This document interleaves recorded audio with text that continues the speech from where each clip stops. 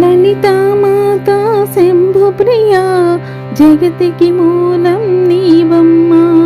శ్రీ భువనేశ్వరి అవతారం జగమంతటికి ఆధారం. హేరంబునికి మాతవుగా హరిహరాదులు సేవింప.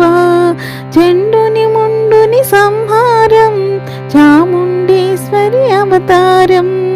పద్మరేకుల కాంతులతో బాలా త్రిపుర సుందరిగా హంసవాహన రూపిణిగా వేదమాతవై వచ్చితివి.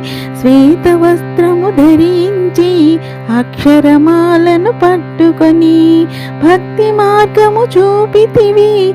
జ్ఞాన జ్యోతిని నింపితివి.